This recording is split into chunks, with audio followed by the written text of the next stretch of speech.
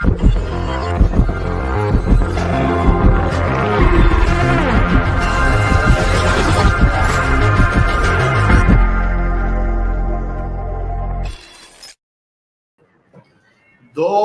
вечер и добре дојдовте.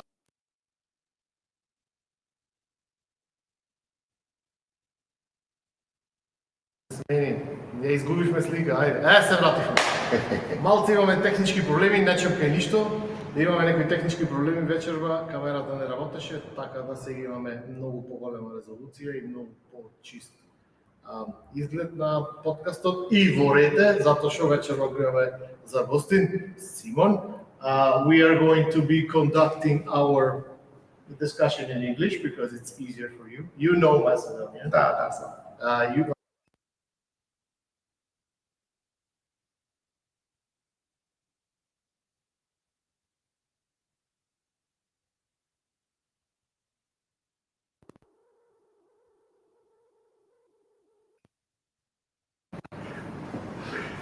Ај чекам.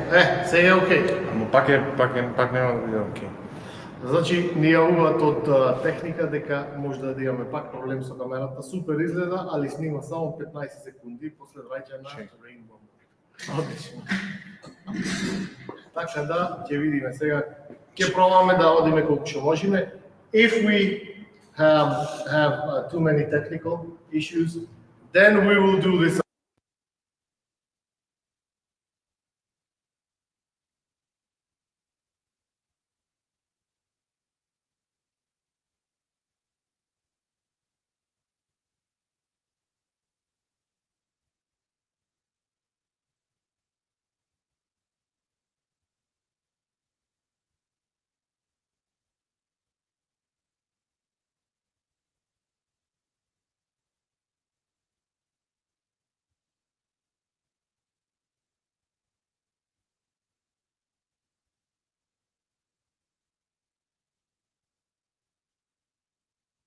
Bittola.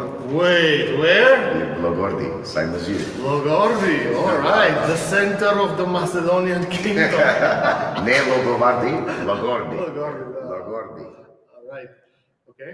Yeah, so my father was born there. Before that, we came from Skrevatno in Ohrid, up in the mountains.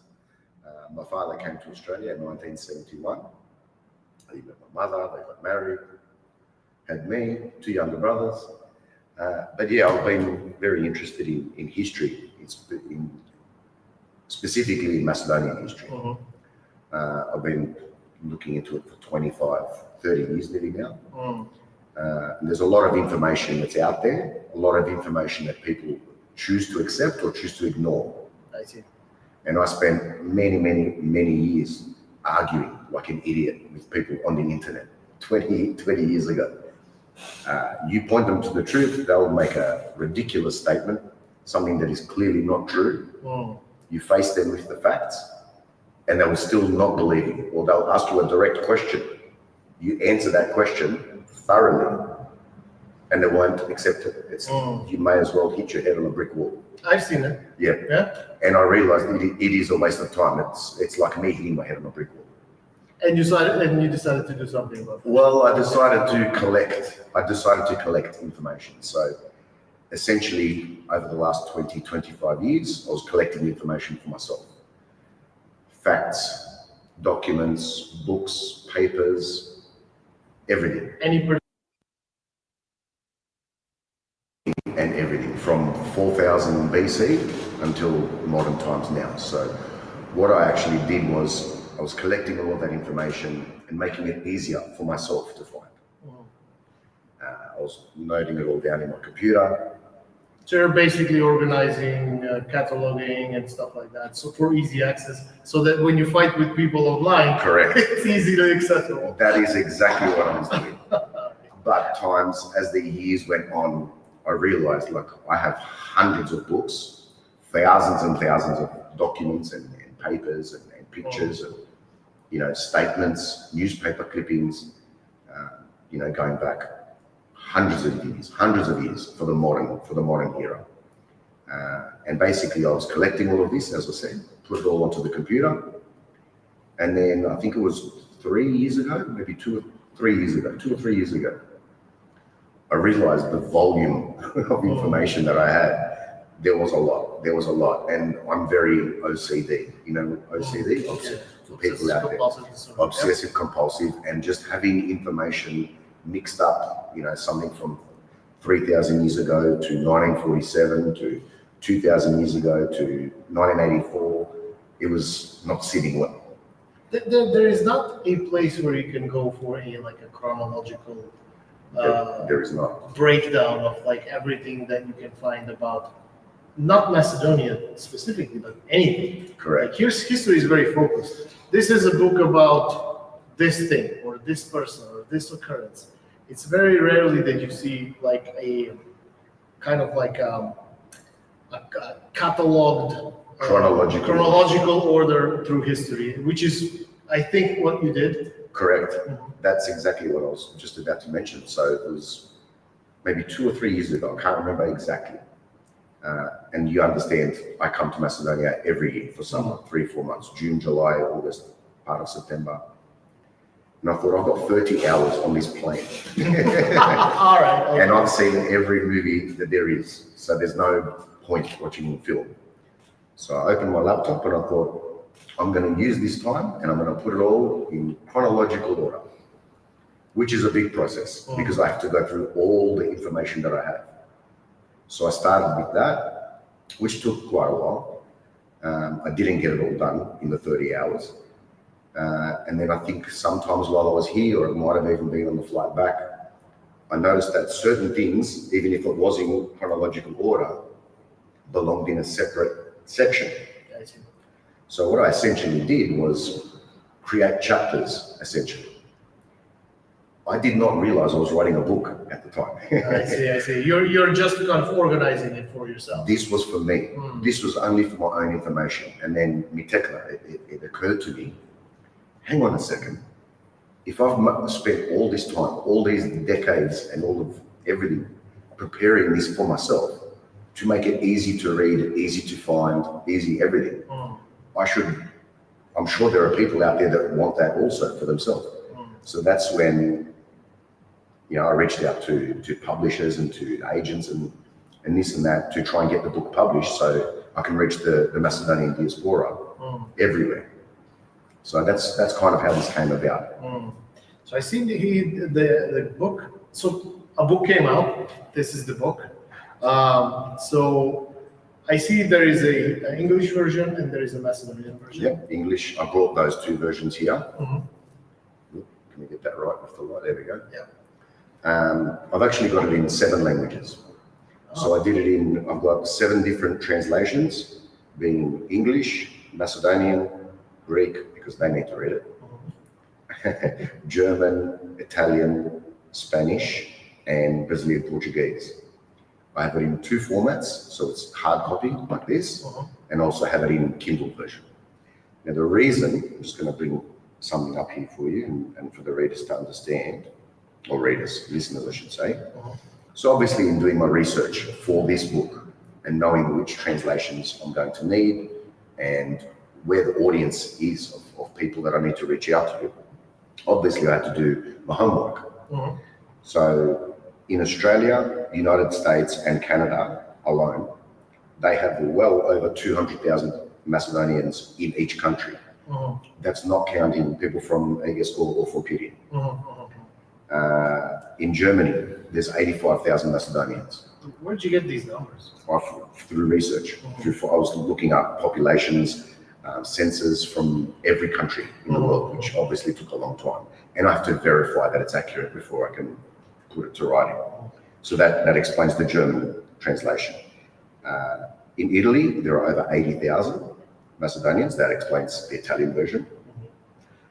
In Switzerland, there's 65,000. They can understand both German and English, so there was no real need for a translation there. In Serbia, 65,000. And what's very interesting, in Brazil, there are 45,000 Macedonians, and not many people know that. I didn't know that. Yeah, that's the reason for the Brazilian Portuguese translation, because what I understood was at the breakup of Yugoslavia in 1990, 1991, as the war was kind of happening throughout Yugoslavia, and not many people knew what to do. And I remember being here as a child, and there was lines just for petrol, 2 kilometres long. So apparently there was a big demand for pichalbari, for people to work on the banana plantations and the fruit plantations in South America. So yeah, a lot of them took off and went to Brazil. In Argentina, there's 30,000. So it's interesting. Last month, the book, because I get the dashboard and the information.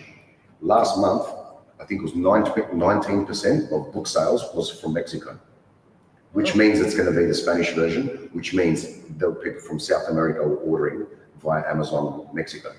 I see. I see some comments that say, fix the sound. Are we not being heard correctly? Or maybe there is someone that said there is an echo. Sounds good on my end, Yeah, I think. Yeah.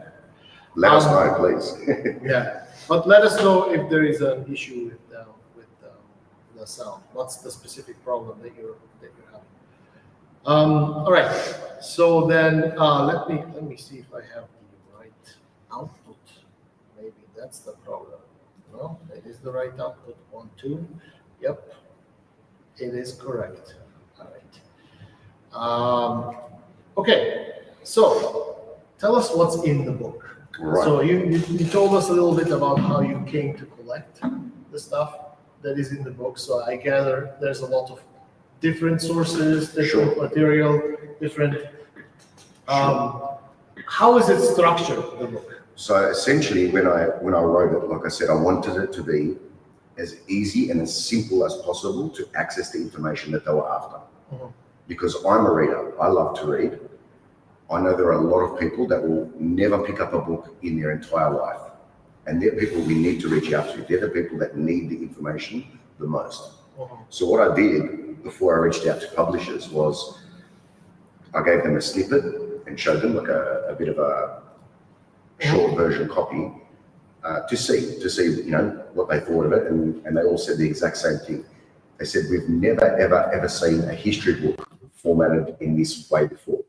It's a very first for them, which was important for me because, like I said, I need people that are even non-readers to pick it up and make it so easy to read. So to answer your question, I've got, obviously there's a foreword. A lot of people will, throw insults from various countries or people that want to say nonsense about our country, Macedonia. So I put the historical references by the authors, both ancient and contemporary. Also, every time you present basically something, Correct. you reference and you say, this is where this can be found and verified. Absolutely. This book is, every single thing has been verified. Every single thing has been the author or the orator, the person that said which newspaper article, which date, what page it was on, what year, everything is in here broken down. So there's no comeback.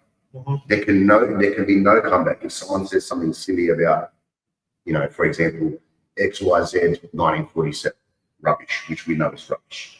I could say, well, why does it say in the London Times on page 3, written by this particular person?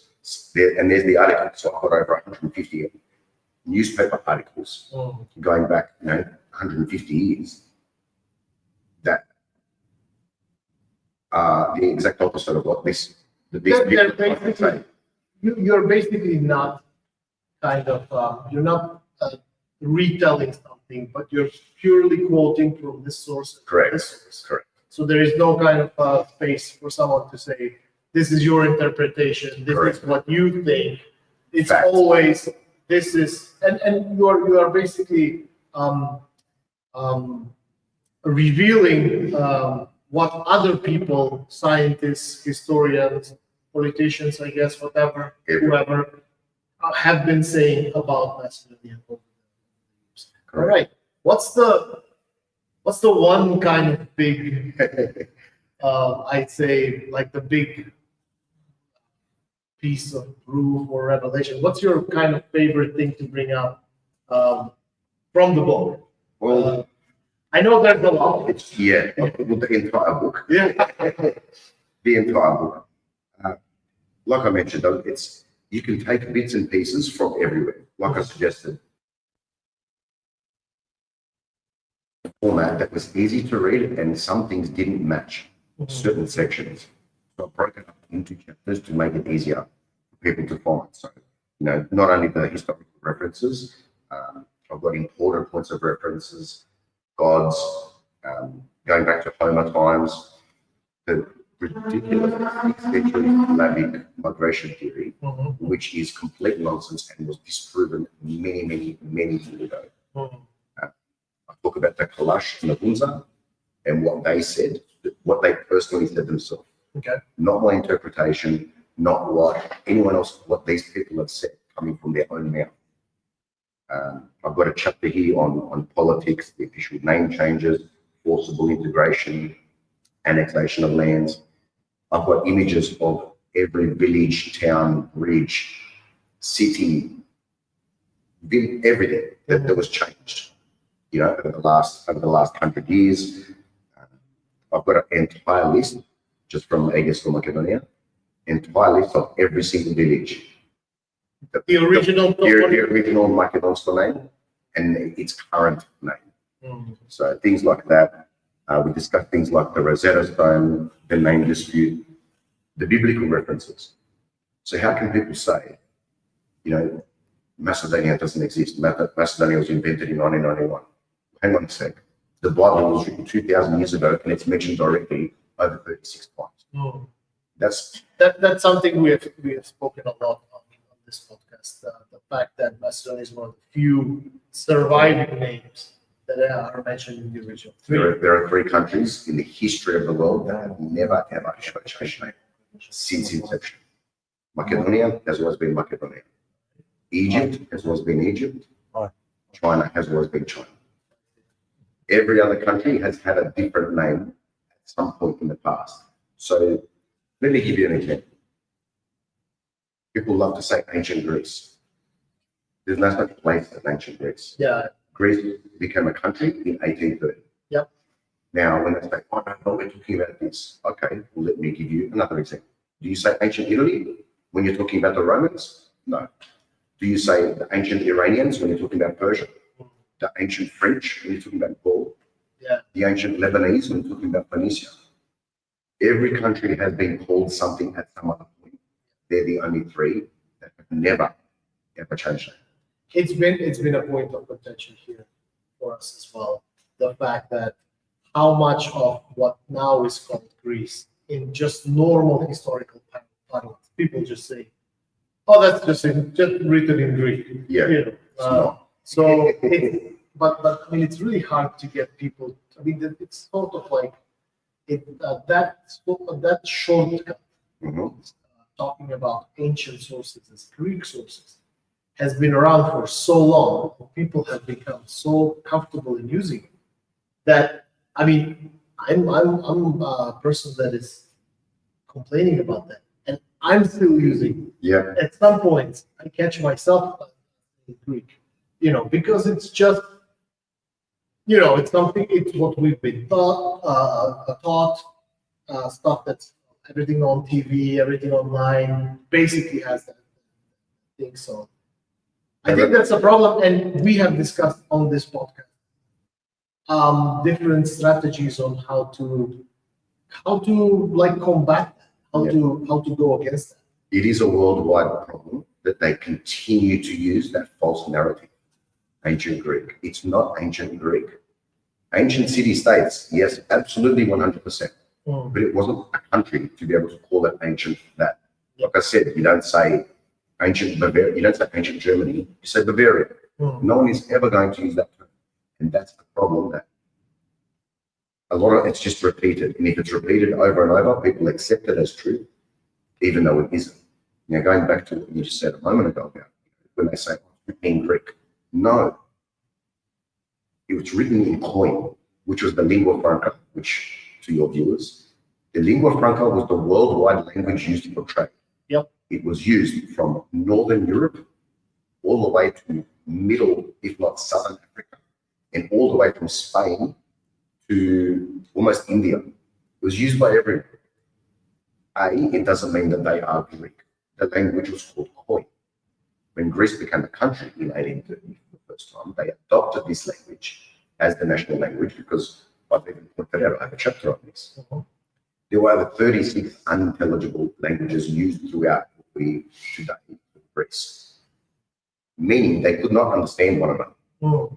They used this coin language just to trade, just to communicate. It was a language that everyone in the world understood. It doesn't mean that they were all, you can't call someone that's Persian Greek, you can't call someone from Spain Greek, you can't call someone from, And they were speaking coin. They were speaking this, and then afterwards, when the Roman, very perfect example, Latin became the lingua franca. So Latin was used over the entire world. That does not mean that they're all Italian, does it? It doesn't make sense. Unless you can give an example like this, people won't understand. Absolutely, yeah. I totally get that. And so basically, how does that translate into a strategy for modern Macedonia to kind of make people understand that this is about? I mean, I get that we can say, oh, this was this language and it was the lingua franca, but people's eyes kind of glaze over when you start saying that. And I mean, truth be told, there is a vast amount of scholarship that is using basically Greek, ancient Greek, the Greeks, everything else, just interchangeably. They just use them without any thought. So how does this translate into a strategy for today's lesson? I don't know if we can put it into a strategy. All we can do is inform the world, which is literally the whole reason of the book. The bigger and the wider we can reach people, because academia changes all the time, over the years, over the decades, over the centuries. Things that they took as truth 100 years ago, today realize that is no longer true. The stuff that they took as truth 500 years ago, 100 years ago, they realized, hang on, we need to amend this. This is not correct. We've got the information. It's a constant evolving thing, and just getting the information out there to the people that really need to understand this. And I use every opportunity I can to correct people, particularly on YouTube when I see like a history thing and I'll talk nonsense. So, as I mentioned, Macedonia is mentioned over 36 times in the Bible as a place. The word Greece or Hellas does not exist in the Bible. It does not exist. Well, when they talk about Jew or Greek, if you look at the other translations of the Bible, Greek only meant someone from Europe. That's all it meant. It didn't matter if you were from Norway or you were from Spain, you were called a Greek. The same as they were called non-Jews from the Middle East, they were called Gentiles. There's no country called Gentalia. You know what I mean? So if you're from... Yeah, just means non-Jewish. Correct. You look at the map, here is the Mediterranean, and here is Israel, and here is Europe, and here is Asia. So they were called, I've got a chapter on this, they were called Gentiles and they were called Greeks. But it didn't mean you were from the country called Greece. That did not exist at that time. Yeah, there is also some people that are saying that the old usages of the words like Greek and Bulgar, they were sometimes used to denote someone from the city or someone from the countryside. Correct. Another good point, and I just want to make this very clear. I don't hate Greek people. I don't hate anyone from any country. So my best friend is Greek, and he's coming to Macedonia in next month. He's coming for my birthday. I love him. He's my best friend in the world. But this is I'm just being like, from an academia and a scholarly point of view, this is information that needs to get across. So a very good example, let me just find it here. So a big mistake that the scholars get continually wrong is when they talk about Greek gods. Now, number one, gods are not born in a country. Regardless, they're not born in a country with a birth certificate and a passport that says you are from this country. Number one, that doesn't make any sense. Excuse me. I'm so sorry. I can feel that getting stuck. So the exact same gods that they call Greek gods, the Romans, it's the exact same god, but they have a different name. So for example, in Greek, it was Zeus. In Roman, it was Jupiter. It's the exact same god. In Greek, it was Hera. In Roman, it was Juno. In Greek, Poseidon. In Roman, Neptune. The exact same gods. And people are the Greek gods. They're not from a country. What they should be saying is ancient gods. Because... And also, I've heard a lot about Greek and Roman, let's see, this is Greek. Yeah. Greek and Roman historians, what they did is, even if they met someone in different pantheon with different names, they would say, oh, this is their Zeus, or this is their Jupiter. So even in Boston, like you say. Yeah. So we keep having technical difficulties. I think we have to do 2 minutes pause to fix it. Okay, so we found a way to fix this problem. Let's get a 2-minute break. Let me see if I can figure it out. Don't touch anything yet. Let's get a 2-minute break and figure out what's going on. We'll be right back.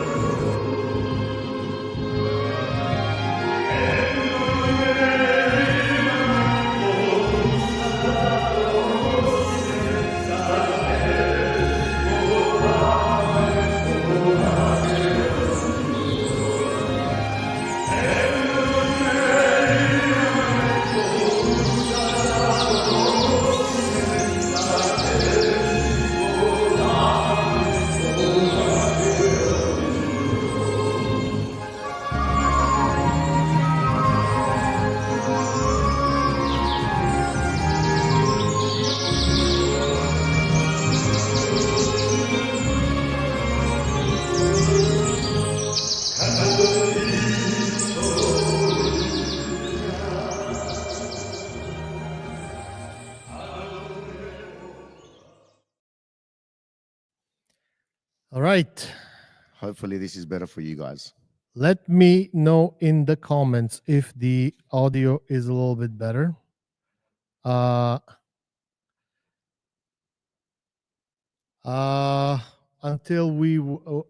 while we wait for the incoming comments that say that specify whether we are heard better. Yes. Let's continue with our conversation. Sure. Before we were so rudely interrupted by the camera problems. All right. Okay. So where can people? So this book is available in English and in Macedonian. Can people in Macedonia buy it in bookstores? Is it available in any actual brick and mortar bookstores in Macedonia? Yes, it is available. However, the bookstores, so it's available via Ingram Spark. Mm-hmm. Now, currently it is available to over 40,000 bookstores, schools, libraries around the world. However, those bookstores need to order that book to have it in stock. So hopefully with this podcast, if they're made aware of it, then they can order that book in. Obviously, they get it at a discounted price because they're ordering it, for schools to teach people or for libraries, that gets rented out multiple times. Yes, audio is great. Thank you, Masha and B. Much appreciated. All right. It is available. So as long as the bookstore purchases it, it'll be available. However, for individuals, let me just clear this up. You have this was not a Macedonian publisher that published this. No, this is a worldwide publisher. Worldwide. Can you speak about that a little bit? Yeah. So this is the first time I've written a book, essentially. So it was very interesting in that learning process, how to go about it, talking with agents, talking with publishers, working out the process of how it works. So Amazon, it's available on Amazon for the general public to purchase, like I said, in 7 languages and in the 2 different formats, being both Kindle and hard copy. But for the bookstores, libraries, and schools, they order it in bulk via the mass distributor. I see. Okay. So think of like in a wholesale. They're like the wholesaler for shops, but for the everyday person, Amazon. And I have heard some people saying they're having problems ordering the book in Macedonia. They're saying we can't order via Amazon, which to me, I was able to order the Kindle edition. Yep.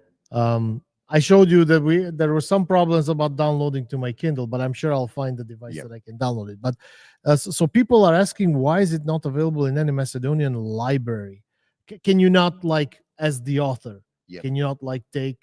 Well, the library has to purchase it from your publisher. From the publisher, yes. So my publisher has it available. As far as I know, maybe the library is not aware of the book yet. It's still brand new. It only came out a couple of months ago. So once the library, whether it's in Skopje or Bitola, Prilep, wherever, once the library knows that it's available, and I think this belongs in every school and every library, especially in Macedonia, not only around the world, but especially for Macedonia, then it will become available. So, and the more copies they have, the more people can. I'm not sure how the libraries work. Usually, I can tell you, for people that actually write, like if I was to write a Macedonian book, and I'm not 100% sure what happens if you are published by a Macedonian publisher, but I think they actually give, if the book number, ISBN is a Macedonian number, I think the publisher actually deposits a copy in at least the archive, the Macedonian National Archive. Yeah, well, so I think basically, like, is that a problem if you do that personally as the author? Well, what I tried to do as soon as it became available, I reached out to every embassy, every consulate, every church that I could find online that had an email address. Some don't have email addresses, but not just in Macedonia, in Australia, in Germany, in Italy, in Canada, in New Zealand, America. Like, we know there's a big population in, I think it's Indiana, in Chicago, in LA. So my friend, I was putting up on my Instagram about the book, and I'd sent out the email saying, hey guys, I gave them the short synopsis of the book, so they've got an idea of what it's about. And I said, look guys, please, I'll give this to you at a discounted rate, because I understand, in Macedonian churches, you sell, these things. They sell these, they sell ikoni, they sell books. So I just wanted them to be aware of it. And I think 2 days later, my friend that I met here last year in Bitola, she said, she goes, the church, we got your email. We're going to have a table sit down. I said, what are you talking about? She says, I'm on the church board here. I said, I had no idea. I didn't know. So it's about them being aware. It's about the information getting out that it is available. It has to come from them, basically, the request. And the more people that know about it, then obviously the more people that can order that. So we have our resident historian Goce, which is Purpur in Macedonia. He says it doesn't show in the Macedonian library net. I guess there is a system where you can look up a book in any library in Macedonia, and it will show you there. They have it here. So I guess it's not showing up because it hasn't actually been procured by the library. Basically. Yeah. That's what you're saying. Please let the library know, or please, send a link to either myself or to Petar or to them to let them know. I guess it's just about awareness. If they're not aware, they can't order something they're not aware of. I see. So I think this podcast is a good idea to get the information that it actually exists now. And anyone can buy it off Amazon. They can order basically either the hard copy or the Kindle version. It's available on Amazon. If it's not available in bookstores, it will be at some point, I guess. In libraries. Sorry. Yes. Well, it is available at the moment. But like I said, that some people have said to me, we can't buy from Amazon, and that confuses me. I'm like, what do you mean you can't buy? They ship worldwide. So there used to be a problem. Amazon didn't deliver some products in Macedonia, but I think that's never really been a problem for books. It might be a problem for some books still, but I had big items they can't deliver, but for books it shouldn't be. Yeah, I think they don't deliver like expensive electronics because we are on some blacklist there about don't ship to this country. But I think for books, I think it's fine. All right, so let's answer some questions. Da, zborom makedonski. I saw that there before. It's just easier in English. It's easier for me because that's my native tongue. So absolutely, yeah. Atze says, did you receive any criticism for the book? And if so, what are the contention points? The most contentious points? There was only one idiot, and that's the only way I can describe him as an idiot, because if he's read the book, he's asking simple questions. And this was in an Instagram comment somewhere. He was being passive aggressive. He was trying to be nice about it, but give it to me in a way, So what he wrote, and I said, well, if you buy the book and read it, you will have there's your answer to your question. But what about this? And I said, it's in the book. It's in the book. It's in the book. And then he's getting more and more nasty each time. And then basically I said, mate, what do you want? Do you want me to answer 300 pages, 300 in a YouTube comment or in an Instagram comment? Are you serious? Read the book. There is your answer. Your book is going to fail, blah, blah, blah. I can't wait to watch it burn. And then a week later, it made the #1 bestseller. Awesome. And that's in the first month of release. So awesome. I think it's sitting at #4 in history of Macedonia currently at the moment. So your publisher was an Australian publisher, right? Yes, it's an Australian publisher. So we know that there is, I know. Well, actually, Amazon, through Amazon is essentially worldwide. Ingram Spark is worldwide, but Ingram Spark, I believe, is based in the US. So, but they're the two largest distributors. My point was that I know that in Australia, I know that the Macedonian and the Greek community, they have a pretty close cooperation. I know that Macedonians and Greeks have no problem living, working, being friends with each other in Australia. But I have plenty of Greek friends. Absolutely. But there is political friction. There is a lot of pressure from the Greek political, let's say, influence on the Australian politics about different things. And I was just wondering, in approaching an Australian, or maybe it's not an Australian publisher, but I guess you were talking to their Australian affiliate. Well, maybe? I'm not sure exactly where they were from. It was more digital So it was via It email? was all via email. I and- see, Yeah, I see, and I see. Things like that. I was going to ask if you had any pushback. Maybe usually books are being editorialized by the publisher. Was there anything that people brought up as issues? Is everything that you have in the book the original, or did you have to adopt something, clarify something? Yeah, very good question. So one thing I did mention to the publisher, Mhm. because obviously things were written at different times and from different countries. So the English spelling in English and Australian is a certain way, but in American, they spell it a different way. Yep. Or for example, something that was written, 200 years ago from somewhere in Europe, they wouldn't call it Serbia, they'd call it Servia with a V. So my emphasis to them was do not change because I needed to be factual and I needed to be absolutely 100% correct. How it was written, when it was written, who wrote it, where they wrote it. So I said, do not change any of the spelling because I've double, triple, and quadruply checked to make sure that it was correct. You didn't want someone to say, "Oh, you changed this. This is No. not the actual quote." No. And I should actually mention, I've got mentioned here in my acknowledgements, I've got to say, a lot of that goes towards Risto Sefov, who I know is in Canada, Macedonian guy in Canada. Mhm. A lot of the information that I got, came from him. He's taught me a lot. I've read a lot of his books. Ernest Badian, Eugene Borzar. These are famous historians that have written. That contributed, yeah. So a lot of, and I'll say, this person wrote this. This is a snippet from everyone. So I'll say who said what and when they said it. So for the chapter, for example, on the Rosetta Stone, the middle text being in Macedonian, that goes, that accolade goes to Tome Boshevsky and Aristotle Tentov. Yeah, Tome Boshevsky and Aristotle Tentov. Yeah, we know them. Alexander Donsky, Krste Mizirkov from his book from 1901. Jason Miko. There's a whole 2 pages worth of Acknowledgements. Yeah, Okay. acknowledgements. So a lot of it goes to them. I wrote a lot of it, but a lot of it comes from these people directly. And I did not change. I wanted to keep it as correct as possible. How they wrote it, that's what they said. That's where it comes from. Because I'm basically passing on information.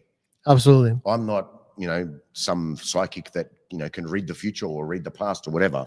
This is factual, documented information that I've collected for 25 years and compiled together in one book to make it easier for everyone to access. So if there's an argument on a particular subject, they can go straight to that chapter, read that, and they'll have all the information. So I see.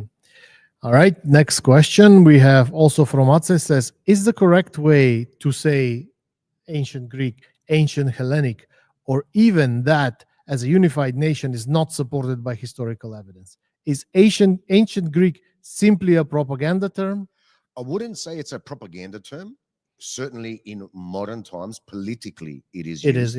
It is used as a propaganda term. That's part of the problem that we discussed earlier. There is no ancient Greece. There's no ancient Hellas because the country became a country in 1830. And there's nothing right or wrong with that. Lebanon only became a country in 19 something, but no one ever sits there and says Lebanon doesn't exist. Lebanon is a creation of this, blah, blah, blah. All of the rubbish that we hear 24/7. Italy only became a country in the 1800s or something. Before that, you had Venetians, Florentines, Romans, people from Sicilians and all of that. There was no country Italy. It was only after that. And that's why we don't say ancient Italy. Absolutely, yeah. Just the same way we shouldn't say that. So what I would say to answer the question maybe a little bit more, I always use the term, and that's all I refer to in my book, is the ancient city-states. If I have to refer to something, I would say ancient Athenians absolutely existed. Spartans absolutely existed. Thebans, yeah. But they weren't part of a country called Greece. These people hated these people. They spoke a different language. They fought each other nonstop. So to say the ancient Spartans, absolutely. So whenever they're saying ancient Greeks, I think what academia needs to do is actually go the next level down and look about the exact area and the exact city that they're talking about and say ancient that. So I would say ancient Bitolchani, about people from ancient Bitola, ancient Skopje, whatever town. Be specific, because at that time there was no Greece, so ancient Corinthians, there was Corinthians, Thebans, Spartans, they're mentioned millions of times in history, but not as a unified country. And that's where the problem is. And that leads to the next problem and the next problem and the next problem, because it's been repeated so many times. People take it as truth. Yeah, just accept it. You're saying anytime you hear something that is clearly anachronistic, like I like your example, ancient Bitolchani. Yeah. I mean, that's as stupid to say That's as exactly saying right. like ancient Greeks. That's exactly You know? right. It doesn't make sense. It's basically marrying something that is ancient to something that is very contemporary. Correct. Yeah. And when you say ancient Italians and everything, I mean, it makes total sense. That's the best example I can think of, is because everyone knows of the Roman Empire. The Roman Empire, there's millions of books written about the Roman Empire, and not once in any of those books does it say ancient Italy. Exactly. It's the same thing. So there is also a better example. There is Byzantium, correct. which we always say Byzantium, Yep. but like for a contemporary person living in Byzantium, that word would have no meaning. Correct. For them, So this is an old discussion that we have here on the podcast. Yep. There's no ancient Turkey. Yeah. There's no ancient Turkey. Well, okay, we know when the Turks invaded and everything else. So it's kind of like the Slavs, But that was There's a lot no there's no ancient Slavs. That's It's right. just the Slavs. Correct. And today's Slavs are the same as the Slavs from 1,000 years ago, which is like, it's crazy to even think about that. Yep. I was going to say that we have a lot of conversation on this podcast on these very topics, and we have people that are very staunch defenders of your position, and we have people that are staunch defenders of the position, like Gotze is mentioning here in the comments. Let me just find the comment where it says that there is historical text where there is Hellenes and Greeks explicitly mentioned. But as Gotze knows, we are debunking that. Yep. Hellene meant the area, not our country. It meant the region. Or culturally Hellenic. Like I said, a Hellene or a Greek 2,000 years ago meant European. That's all it was. The word Europa is a Roman word. That's where we get Europe from. But the Romans didn't start until 168 BC, essentially, with the last Macedonian king, and that's when the Roman Empire started up until 600 AD. So there's your answer for that. Sure. All right, next question from Gotze says, Simon, were you a member of the Macedonian Truth Forum in the past? What is that? I'm not never too heard sure. of that. Perhaps I might have been. If it was something from 20 plus years ago, I was on a lot of different group chats and not specifically. If it's a website forum, then no. I guess it's a forum on. I mean, it's an internet forum. Okay. Do you plan to translate your book in Chinese? I don't think you have it. He mentioned that there's 7 translations, but I don't think Chinese is one of them. If there's demand for it, so they're the first 7, because it is quite expensive to get these translations done and to get a book published. It's not a cheap process. So it's already cost tens of thousands of dollars for me personally to get to this point. So if there is enough demand, I was thinking of getting it either. I know there's a lot. Well, I've got it actually written down here somewhere. I think there's like 65,000 Macedonians in Sweden. So I may consider a Swedish translation. However, most of Europe, as you know, they all speak English anyhow. Yeah. So if they're not content with the English version and there is demand for that, I'll do that. So to answer your question about Chinese, if there is a demand, I did reach out to a lot of the Arabic community all over the Middle East and Northern Africa, because obviously Macedonia has a huge history, all over Persia, all the way to India. So I asked. They understand the name and like the history. They all know. So I went to Iraq. I was in Iraq last year. I went to Iraq before I came to Macedonia. To like collect stuff, or I love history. Like I said, I was on the throne. I've got videos on my phone I can show you. I was on the throne in Babylon, in Nebuchadnezzar II's palace, where Alexander died. And the guy videoing me from Iraq, the historian, the historian tour guide, turned the camera and he goes, look, and here is where it is written, and it's in the tigla, in the brick, written in cuneiform, which was ancient Sumerian at the time. This is the spot Alexander died in 323 BC. So they know the history. This is where in Iraq? In Iraq, in Babylon. In Babylon, okay. So Wait, it's not called Babylon right now. What's the name? It It is still yeah? called Babylon. So Babylon from ancient times, it's still called Babylon today. When you go, the area, the region is known as Babylon. So I traveled all over Iraq, and the people that I was with, obviously I'm an Australian Macedonian. A lot of them were saying, hey, and I've got photos of, the Sonse, the Kutlesh sun, all over the place. References to Alexander. I went to Alexandria in Iraq. I've got videos of this. I took my Australian flag and my Macedonian flag, and I got photos with both each time. Do you have anything from your travels in the book, or is it just? No, this is purely history, purely history. So that could be another book another time. But a lot of them did say to me, they said, look, if someone asks, don't tell them you're Australian. You tell them that you're Macedonian.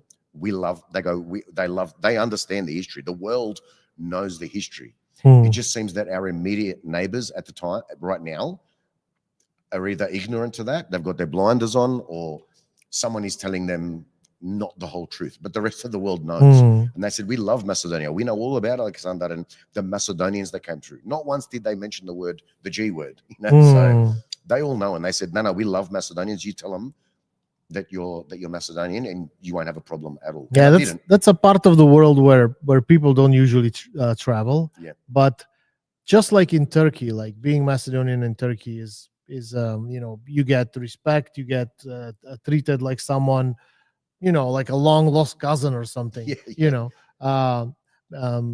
But as you go towards the Middle East, I think those kind of ancient, they're also ancient civilizations. So they kind of they understand basically the history a little bit more than this.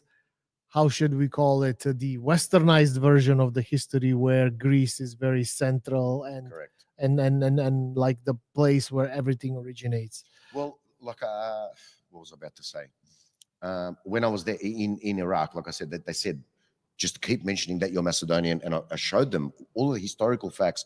They weren't aware, but when I saw it, I knew immediately what it was. I was like, look, this is from Macedonian time. This is from Macedonian time.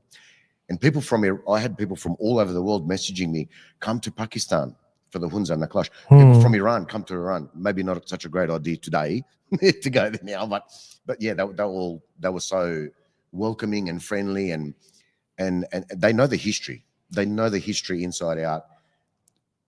The reason they love Alexander so much in Babylon, and in specific in Iraq. So if you understand Persian history, which I do cover in here as well, and there's millions of books on that.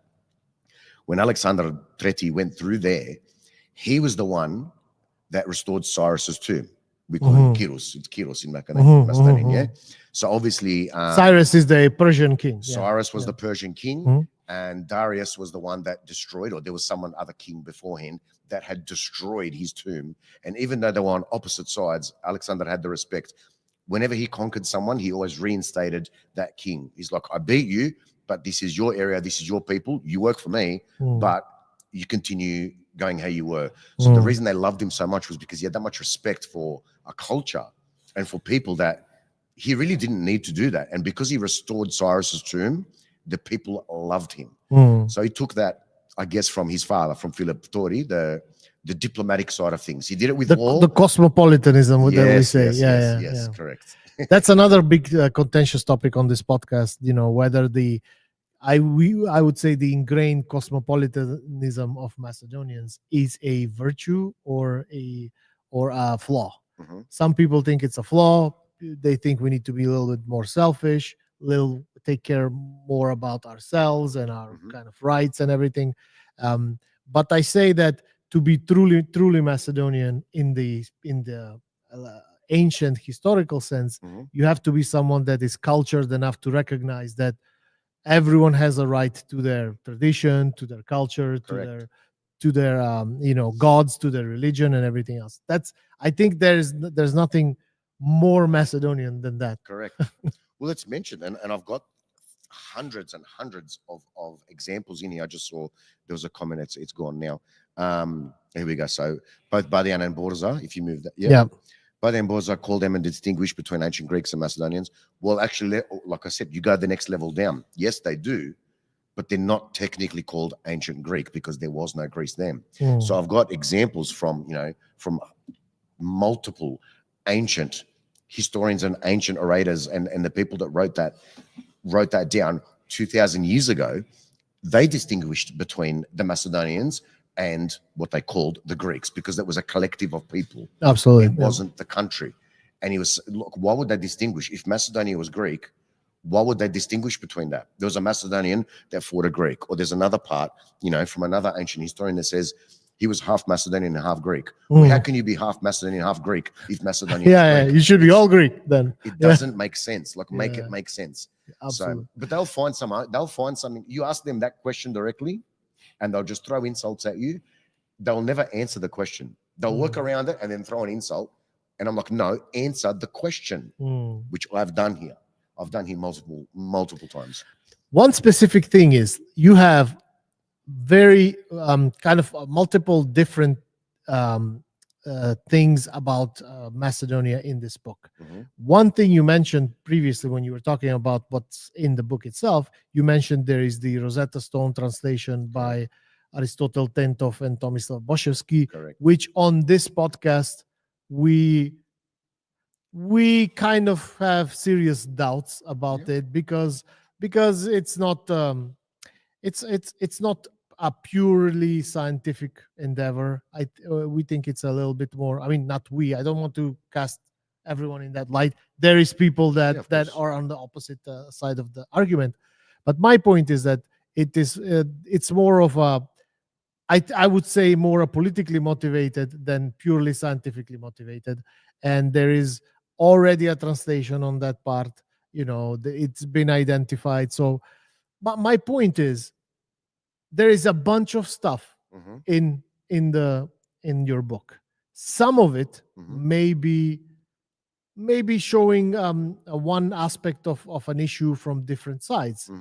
My question to you is, was your idea to catalog all these things regardless of whether they form a coherent a narrative, or was your idea to basically collect everything and have just a complete chronological place where you can find multiple ways? The Rosetta Stone is one. Eugen Borza is something else. Correct. Slavic migration is something else. They don't necessarily form one cohesive narrative. Correct. So that's basically what I wanted to ask. Well, I do. All I do essentially is provide the evidence. The evidence that I've collected over 25 years, I've collected that evidence and summarized it. Essentially, some things you can't summarize. It has to be word for word, which I've left, absolutely, because I don't want to be changing anything, because then that changes the entire narrative. So, yes, there are chapters specifically to the Rosetta Stone, and that's what you're saying is totally fine. However, the evidence that's there, that's the reason when they discovered that Rosetta Stone, they could not read ancient hieroglyphics prior to that. Absolutely. They used what they called ancient Greek because they could understand coin to translate the hieroglyphics. That middle text could never be deciphered. They assumed and they suggested, it's a form of Demotic Egyptian. It's a form of Demotic Greek. It's a form of this. But they've never been able to translate it. And these two gentlemen, Aristotle and Tome, the evidence that they've provided, the way that it was written, and remember, like at that time, when, during those times, Sumerian, no one could read cuneiform. It's just lines, and it's got to be read in a specific way. And it took people decades and decades and decades to decipher it. And these people have gone there. Now, whether they're entirely true or not, and whether there is doubt, sure. I mean, that's science. I mean, they have a claim. They have written a large body of work that says this is what we think. And then, I mean, that's how science works. Correct. They don't have to be correct. They are just saying this is our thesis. This is our evidence supporting that thesis. If someone comes along and works, takes the next step, or provides a counter thesis to this, I mean, that's how science works. So Absolutely. that I think there was people in the comments saying, there is the Rosetta Stone, blah blah blah. But the thing is, I provided the evidence. A lot of people aren't aware. They've Absolutely. never heard of it. Yeah. So all I'm doing is presenting the evidence that has been discovered and saying, here, now you decipher what you want to do, or you can look into it more. There are entire books written on that. I've only dedicated a chapter. Like I said, there's people, before the podcast started, I was talking about the Bitola Vodapod. Yes. And you didn't even know it was here. Yeah. But I knew it was. See, it's just about awareness. Some people might not be aware of the Hunza and the Kalash. Some people might not be aware that there are newspaper articles going back 200 years mentioning Macedonia specifically. People might not be aware of, the Rosetta Stone or this or that or something about the gods. People might not understand that, the Greek, Roman, and Norse gods. So they don't say Norwegian and they don't say Sweden. They say Norse because there was no Norway and there was no Sweden. They're all the exact same god, lower G, of course. But some people, you can argue with them all day. God himself could come down and say, you are wrong, this is that, and they won't believe it. So, and also, I mean, It's a up to lot of the stuff, like the Hunza and Kalash thing, people politically they have been mocked, and like it's been sort of like, I think in the previous, I would say maybe 10 years, a large political effort has been expanded in Macedonia to present people that are interested in, researching this, finding out more about these things as crazy people, and I think people writing books about it, people speaking out about it, podcasts like this where we talk about basically anything and try to approach it from as many different angles as possible. I think that helps kind of raise the stigma from those things. I mean, you are right. Not a lot of people know specific examples that they might find in your book, and it's I think it's great. Someone said that I wrote the comment. Masha says, I think it's an awesome idea writing a book about Macedonian history in English, because that's another problem we have here in Macedonia, where we are very inward looking.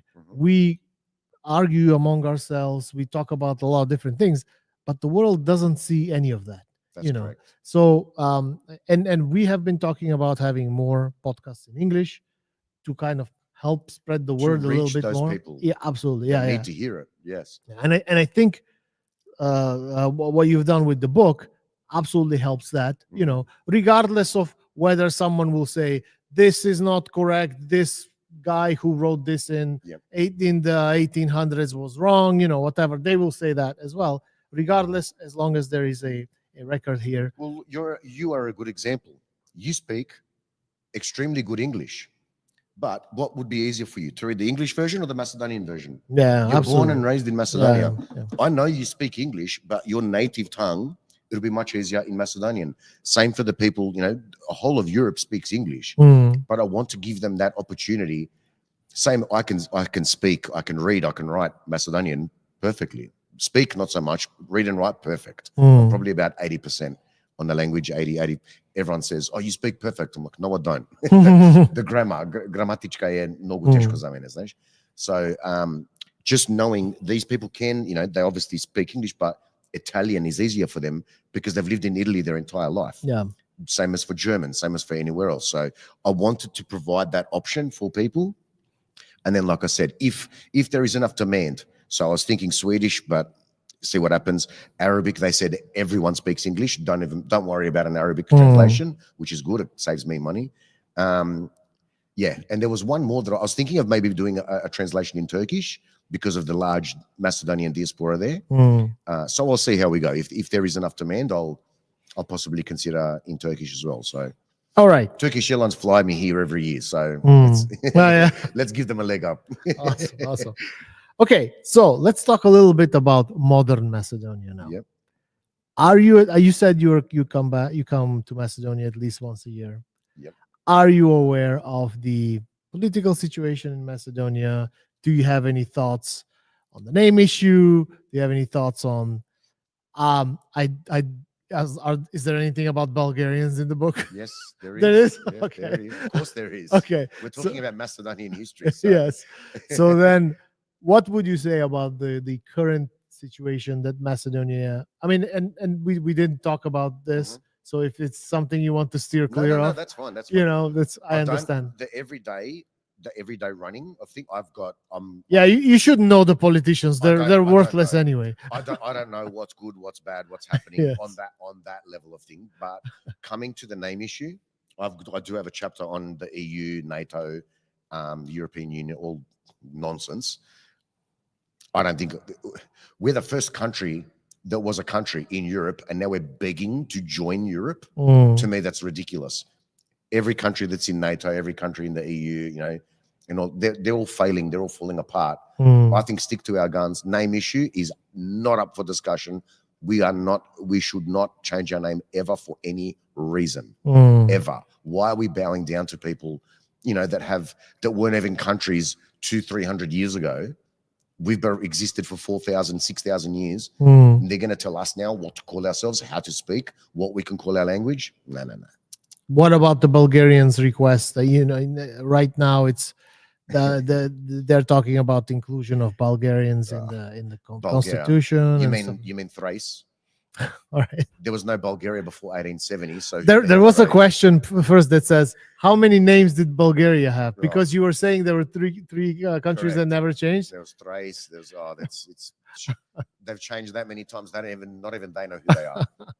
Well, the name Bulgaria comes from the Volga region, which is up more towards Russia.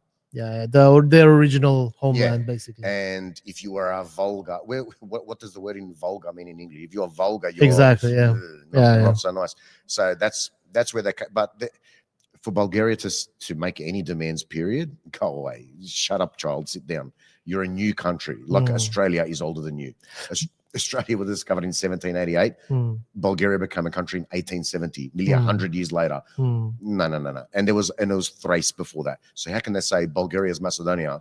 Macedonia has got documents going back 2,000, 3,000, 4,000 years with our name. The word Bulgaria wasn't even invented. So don't tell us what to do and how to do it and who we are. You're a joke. So as a Macedonian from the diaspora, what would you and Macedonians in Macedonia? I don't have to tell you that life is hard. People don't have a lot of disposable income, so they engage in these political shenanigans, like the name change, like the Prespa agreement, like the upcoming agreement with Bulgaria, because they think joining the European Union will bring about some benefit. As someone who is coming from ostensibly a country that has its stuff together, and as someone who is not directly impacted by whatever happens in Macedonia, other than just sharing the heritage and the identity, what would your message to the Macedonians be? I reckon you mentioned earlier about how it's an internal and we kind of look inwards. That's not always a bad thing, because look at what everyone else from the outside is trying to tell us what to do and how to be and how to speak and how to answer. French proposal, Macron, the man whose wife is his husband. Look at the country falling apart, riots, streets getting destroyed. Big problems with immigration. Paris has fallen, London has, the UK has fallen, France.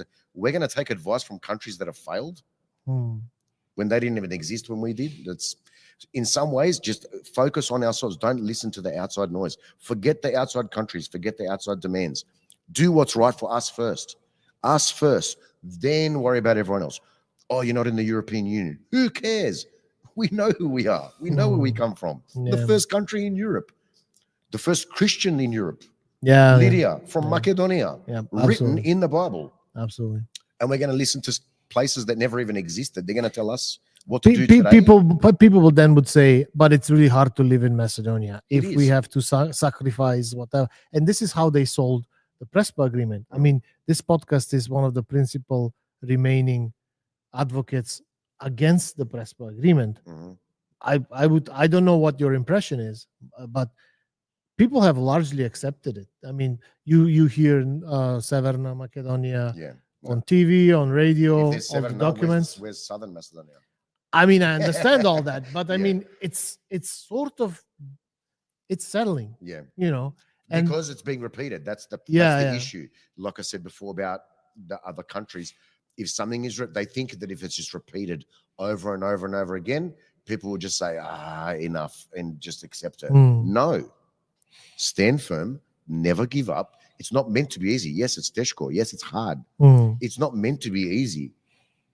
But who's the one that rises from the ashes? The phoenix, the one that endures the worst of the worst and rises the strongest out of everyone. Now, I'm not saying that's going to happen for Macedonia, but it's a good metaphor. It's a good way to look at the situation and say, look, these people have been pillaged, plundered, you know, everything you could throw at them, we've thrown at them, and they're still here and they will not back down. That shows character, that shows heart. Absolutely. And that's what defines a nation and what defines a people. The second people start rolling over and just accepting things that they never wanted to accept in the first place, just because it got a little bit too hard, that's the moment Macedonia falls. And that's going to be a sad day, which in my heart and mind, I hope will never, ever, ever happen. Yeah. I mean, I always say tougher and scarier people have tried to destroy Macedonia in the past. They have all failed. They have all failed. So, you know, but I mean, that doesn't mean that we have to stop fighting and basically making sure that we don't give in to like unprincipled requests and, you know, like something that is not required for anyone else, from anyone else. So I would say then, you mentioned that you come here often to Macedonia. Every year for How God, no. are you maybe planning on coming back? Do you have stuff that you're doing I'm in here? the process at the moment. So fingers crossed I get my citizenship, because my ultimate goal, I love Macedonia. If I didn't, I wouldn't come back. I wouldn't write a book about it. I know you're from Logorde. Yeah. You don't have to explain that to me. So no, I'm in the process now. That way, once I've got that, I can build a house. Oh, so you're getting your Macedonian Yeah, citizenship? I'm in the process. So Awesome, hopefully that comes through. That way I can set up here, you know, a house, cars, business, etc. And then that way I can do 6 months Australia, essentially 6 months there, 6 months here. But once you've got državljanstvo, I can stay as long as I want. So if I need to stay longer, I'll stay longer. If I get annoyed, I'll go home. It's strange. I mean, people that have not spent any time, I spent 11 years abroad. In the diaspora, people that have not been in the diaspora, they don't understand it. Like, I don't want to put words in your mouth, but I mean, for you, how do you feel? Like, you feel Australia to be your homeland just as much as you feel Macedonia to be your homeland? I cry every time the plane lands in Skopje. Every year, I've got videos. My throat goes tight, and I feel home. Macedonia is home. But my point is, you are Australian and Macedonian. Correct. You know, correct. so it's people don't understand that. Yeah. People go like, you know, so I get that question a lot when people say, "Where do you like better?" That happens almost daily. Where do you like better? And I say, what you're asking me is an impossible question. It's like saying, who is your favorite child if you have 2 children? I said, obviously in Australia, there's things that are a lot, way, way, way better than there is here in Macedonia. But at the same time, there's stuff in Macedonia that is a million times better than what we have in Australia. So I can't answer the question because there's no straight answer. There's great things about here and there's great things about here. And I want to make the most of both of them. And you feel them close to you. I feel that both of them are close to Exactly. me. Yeah. That's what I think people have, and like people have been asking me, why did you go back to Macedonia? And it's also like the place you grow up in. That's always something that you kind of feel most comfortable in. Yeah. You know, so I mean, I loved living in the US and all over Europe and stuff, but you know, ultimately, home is home. Yep. All right. Like Volkanovski. He's actually where my parents live 5 minutes from him. Yeah. Yeah. So he's from the same he is from Pelagonia as well. Yes. What village is he? Do you know? He told me once. I forgot. I knew it. Beranci. Yeah, he's Beranci, from Beranci. Yeah. I always say the core of Macedonia is in Pelagonia. What? He actually played football with my Australian NRL rugby league. He played football with a lot of my Wait, friends. is that like Aussie style? Yes, but that's not even an answer because there's different ones for different states. But rugby league, NRL, That's The ones he that played play like American football, but without all the yes, stuff. the men, yeah, yeah. not the sissy Americans that need Yeah, padding and helmets. I heard about that. I work with a soft. bunch of Australians.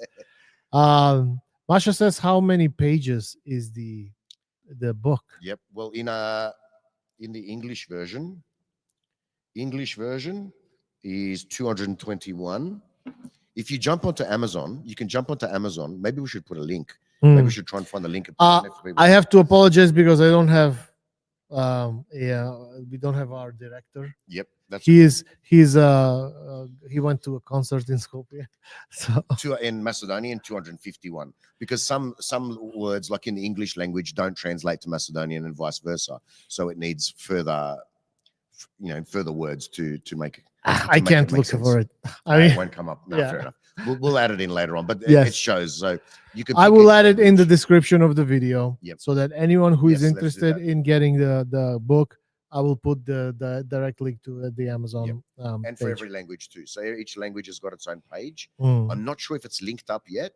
Amazon said they were going to do that because essentially each book has got its own ISBN, which determines each language and each format. So they said that it could take a little bit of time to get that matched up for them to understand it's the same book. And then you can just in the top right, maybe pick which language you want it in. But all of the information there will say how many pictures, how many pages. Like it's, let me just do a quick, I don't know if I can get the right thing. Like there's full of, hang on, I don't know. Can we get that? There's tons of It's very pictures. illustrated. Yeah. It's very, very, very illustrated. So, look here, for example. So when we break down, I'm not sure if you can zoom in on this, Zoran. Is it possible to zoom in just onto this page just for a moment? This is the first for our podcast. First for our podcast, just to this page here. I'm not sure if you A can. little bit more. Either way, you can leave it. I'll explain. So basically, this is a screenshot from a book on Indo-European languages, and it actually specifies the Macedonic language. The Macedonic language is that. So when they look at root languages and where they all derive from, Macedonic, factually and documented, is the root language for Macedonia, Slovenia, Serbo-Croatia, Bulgaria, Czech, Slovak, Polish. Everything that we call Slavic now. Yes, Russian, the whole lot, everything that we call essentially Slavic. And I've got a chapter on that, a specific chapter on that. I think we spoke about it once before. I don't think you were too sure on it, or maybe it wasn't. Yeah. It wasn't with you, but let's not get started on the Slavs because Gotze will join and then we'll be stuck here for 6 hours. That's fine. That's fine. That we've done that as well. It's Yeah. our language. And if you look at the map of where Alexander went, it's very interesting that all of those Slavic countries is exactly where Alexander conquered and where he went and where his soldiers that were too injured or too old to continue settled and married within the interpopulation and all speak the same essential language, just different dialects. So, it's not like these people invaded and came to here, which is nonsense. It's no. We started and expanded out there. Yeah, that's where the people settled. There are those, Yeah. Can you zoom out again? Yeah. Yep. No one wants to see this up close. No, all right. Let's go through some a little bit more questions here. Okay, Gotze says you need to bring a few copies to the Народна универзитетска библиотека Свети Климент Охридски Skopje. That's what I mentioned when I said when people publish in Macedonia, I think they donate to the National Archive. Right. Yeah. So if that's okay with your publisher, I think that's a good step because then it will be forever cataloged there, and it can be found on the internet. Whether it is available for studying, for something like that. So that would be good. Like I said, I reached out to libraries, schools, churches in all countries. In Macedonia, no one checks email. And no one got back. Yeah. You have to specifically go there. Everything is on email and everything is on text. I know. Yeah. A lot of stuff on the West is done that. God says again the body and all right. Let's leave this. Yes. God says, Simon, have you visited the Macedonian royal tomb near the village Bonche? One thing I have not mentioned is that you are a traveler in Macedonia. You mentioned a little bit about the waterfall that Yes, is in yes, yes. Bitola that I don't even know about. Yeah, I've been to Storby. I've been all over Macedonia. Like I said, it's been God knows how many times now, but I come and I explore. And every year, Mhm. I'll show you the places. I don't know exactly where that is. If someone could explain to me, or if I'll look up maybe afterwards where Bonche is. Maybe I have been, maybe I haven't. But there are some new places. So every year I find or I discover something that's new that I haven't been to before. Mhm. So Evredika, for example, Eurydice in English. Evredika, da. Alexander the Great's grandmother. They Mhm. found her grave now in Crnobuki. Here in just north Yes, of yes. So I do need to go there. We have spoken to that. There is American archaeologist Yep. of Macedonian descent who was here from the university at he works at the university in California. Yep. And he brought a bunch of students, and they did lidar. Yep. They did. Well, I want to go. I yeah, definitely want to go and have a look. and check Currently, I think it's a little more than. I think they made like 2 probes. Yep. And what they're saying is they're saying that from 2 random probes Yep. in that completely undiscovered archaeological dig, they found more artifacts than the whole of Heraclea. Yes. Yes. I heard So that too. they found coins, they Mhm. found what do you call these, pots and stuff pottery. like that, pottery. Yes. So yeah. There's always pottery. They always find pottery everywhere. But no, that's definitely one place that's new.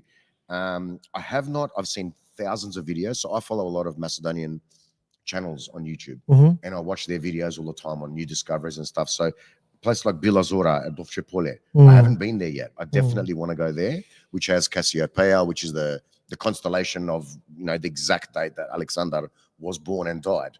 So they're convinced Yeah. that they need to work out a way to get Yes, in without yes. destroying it. Yeah. Mlado Negoričani, Nikomanovo, I have to go there. That's for the Agriani, the site that they found with Alexander's soldiers. Mhm. There's a guy, MK Pire, I believe you're friends with him, you know him. Mm. So next time I go towards Skopje, towards Kumanovo, I want to go there with him. Kokino, the ancient observatory. You've not been? I haven't not done Kokino yet. I've because not I've been. busy going everywhere else. So Kokino, I need to go to Kuklica, Nikratovo for the dolls. That one I haven't done as well. And there was something in Treskovec that I discovered only a week or 2 ago. There's a reason I need to go there. And also the Kochuli waterfalls. I've heard they're beautiful. So that's not really a historical thing, but that's. Have you been through the Greek side of the archaeological sites? I'm not allowed in Greece anymore. What? Yeah, I've been banned. Is that true? Yeah, I've been banned. Why? Yeah, for a while. So long story, not something I'm going to get. Yeah, it's. You don't want to talk about it? No, I've been to Greece 9 times already. Yeah, I don't need to go back. But you are banned. They're not going to let you in? That's what they told me. So, and I'm okay with that. Like I said, I've done Come it on, enough. that must be a wild story. Yes. I had no idea, by the way.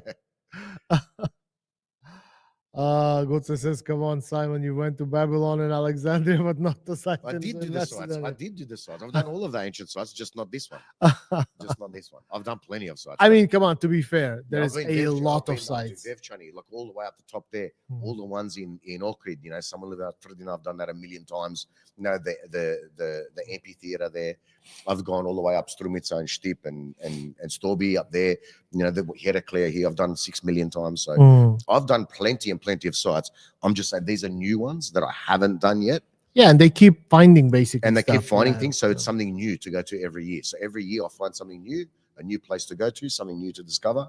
And for me, that's interesting. The older and the more historical and archaeological it is, the more I'm interested. So I'd rather do that than go to a concert and watch someone sing.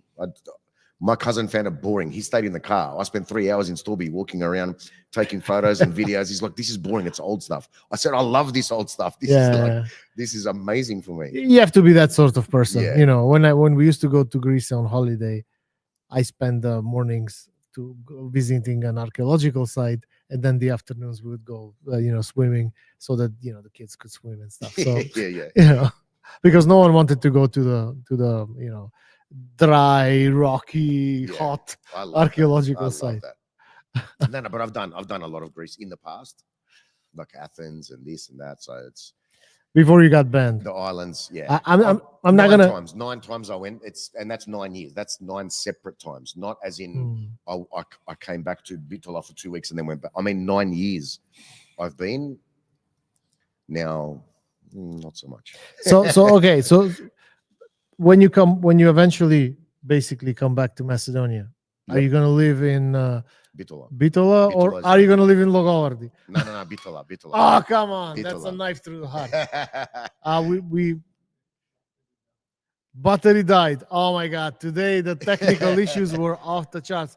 We have to have you back. Yes. In a normal circumstance. Yep, I'd be happy to. In a normal audio setup. I'm teasing. Yeah. I love your style. Thank All you. right. Okay. Good. I mean, we did half an hour and a half. Yep. I think we answered some of the questions. Yep. As I said, we will. I will add the link to the book. Buy it. Recommend it. Use whatever is in there. Use basically Simon's research. Share this to your schools, to your libraries. Share the podcast so they're aware Well, of it. and they know the not, book not, is available. well, not this one. Let's Yeah. make another one that Yeah. doesn't have nearly as many technical problems, and then we can do that one. But yeah, I want to apologize for all the issues that we've had, but I promise we will bring Simon back again. Sure. Uh, I want to give you a copy of this too. I'm going to sign it for you. Thank you for having me on that the is show. that is awesome. I already have I know a you've got Kindle the one. Kindle version, but I want to give you a hard copy version too. That is That way awesome. I can't sign your Kindle. So Yeah, this for you. absolutely. All right. Thank you very much for anything you want to say in closing. No, thank you everyone for watching and being interested in this. That means the world to me. So And watch this space. Simon is in the process of coming back, and hopefully hey, all we're right, back, he we're changed the back. battery. All right, Simon's in the process of coming back, and we could use another dedicated, Macedonian who doesn't take any crap. No, Grown up in the West, understands what is personal responsibility, individual responsibility, and yeah, everything like that. Stop messing with the camera. There are some other questions, but we will leave it for for next time where Simon is in, and when we have basically less technical. I will just quickly answer Atse's question here. What is the intuition? What's about your Alexander's- intuition about my- Alexander's Grace location? I believe it's underneath Bilazorad of Tripoli. I believe it could be there.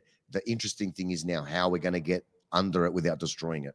But they've done the LiDAR scales. They've done all of that stuff as well there. They know that there is a big void underneath, which could only mean it's a tomb.